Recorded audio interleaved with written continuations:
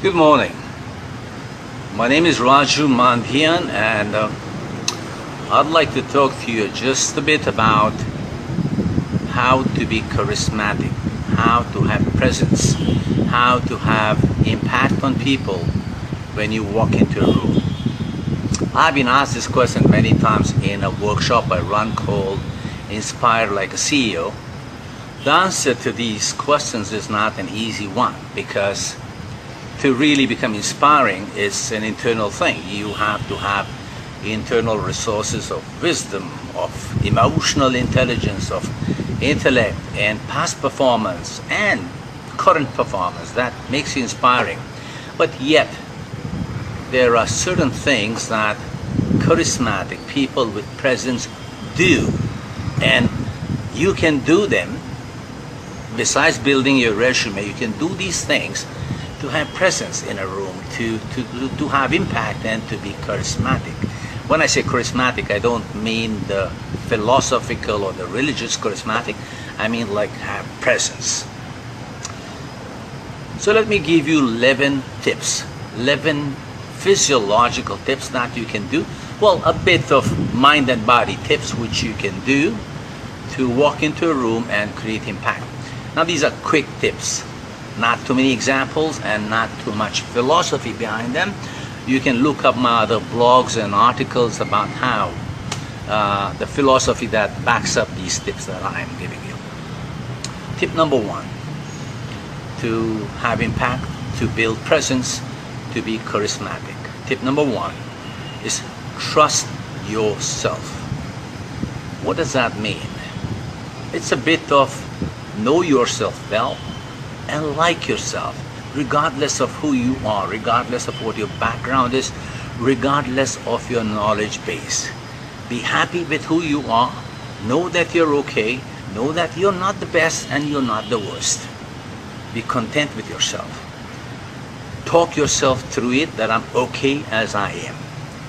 And when you have that sense, it's a mind thing. When you have that acknowledgement in your head, people see it in your stride. People see it in your spine.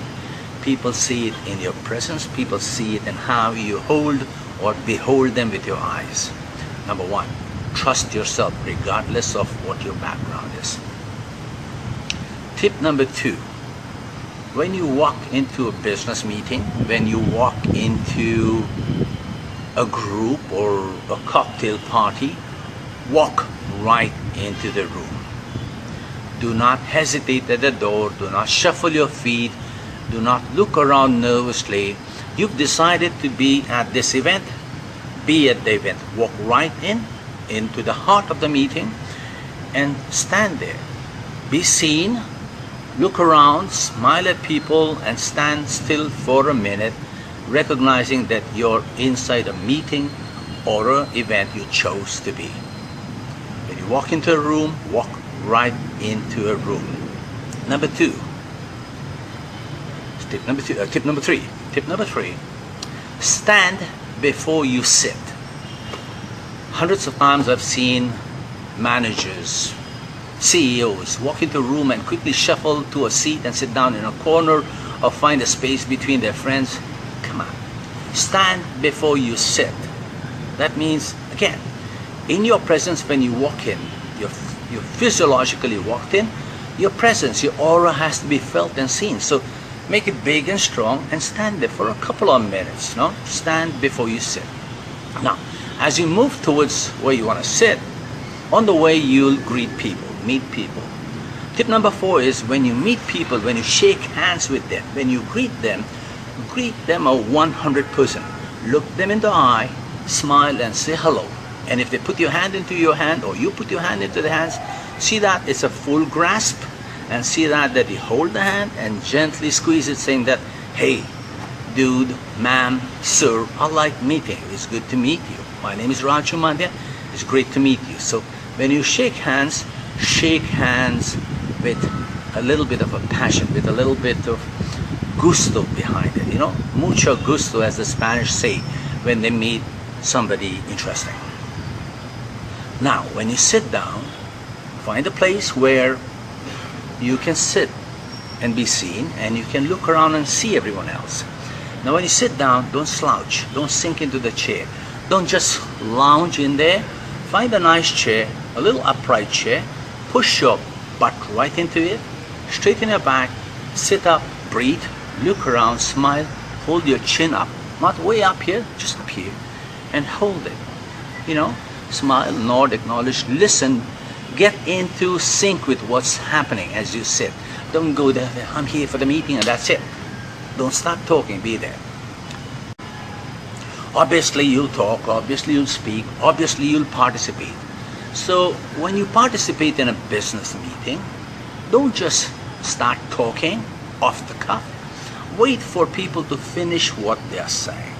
Wait for them to finish their thinking, their thought processes, their propositions to their groups. Listen in, tune in, get into the rhythm. And when people turn around and say, hey Raju, you haven't said a word so far. And you respond, you smile, and that's the time you speak up.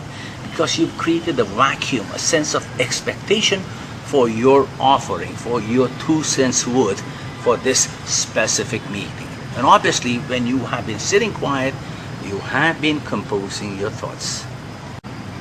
Pause. Stop. Between every thought, between every example, between a story you tell, between a heavy-handed statement you make, let those words sink in. See what the effect is. Let those words be digested, absorbed by the people listening and watching and talking with you. In the meanwhile, you two are composing your next thought. Pausing is powerful because pausing says, I've said this, that's my proposal, let me know what you think of it before I offer my next 2 cents word. Does that make sense? Pausing, very powerful. Greatest speakers in the world pause. Mind your micro expressions. Here, this one. Mind it. Mind your eyes. Mind your movements. Mind how you nod, shake, sigh. These matter because these are statements. They may not be words. They may not be announcements. But hey, a look on your face, however minor, makes a lasting impression. People read that besides listening to your words. Here's a quick story. 16 years ago, what's his name? The former vice president of Bill Clinton, the first time around, when he debated with George Bush, and George Bush was saying something really, really smart, as he does, and this gentleman, what's his name? The guy who's eco-conscious nowadays, he began to sigh and smile and nod as if like, hey, that's a stupid thing to say. People took that against him. Rather than taking what Bush was saying negatively, they took this guy's behavior as something that was not right in that occasion. So mind your micro expressions. Keep it poker, keep it plain, keep smiling, keep listening to people, watch them. I call this listen with your eyes. So pause, listen. So when you speak up, throw your voice a bit. That means drop it and pitch it like a bundle of air to the farthest person in the room. Don't just speak down here, don't just speak straight up there, pitch it forward, like throw like a baseball ball, you go, bam, you throw it and let it drop. So when you do that, it goes far and you take time out to pitch it. So you can say, hi, so this is what I want to say. It's a pitch. Hi, this is what I want to say. This is what I would like to say. It matters. I'm not asking you to become husky or change the tone of your voice. I'm saying that speak up and slow and let it go out like a ball of air. The last step, if I'm doing my counting right, is regardless of the fact that you trust yourself, regardless of the fact that you stand tall, look good, and you sit pretty, and you talk nicely, and you think well, that doesn't make you an Einstein, a Drucker, or the Dalai Lama. Because there are other people in the room who are offering valuable suggestions, proposals, ideas. So my last tip to you, and this is a mind thing, not a physiological thing, it's stay open. Stay open to change your thoughts. Yeah? Style doesn't count for substance.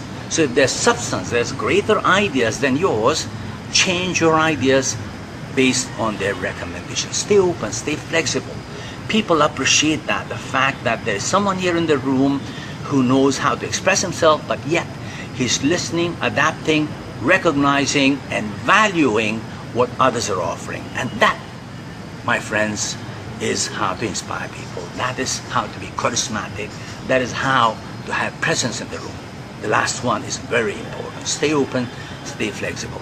So these are my bunch of tips. I lost my count a bit.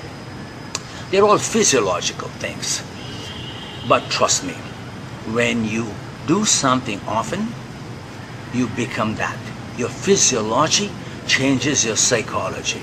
So the more often you do what I recommend, and of course you back up by reading, studying, and of course getting the right amount of knowledge and the right amount of wisdom, you will build impact. You will have presence. You will become charismatic. You will become that Mr., Mrs., or Miss CEO that inspires. I hope you like it.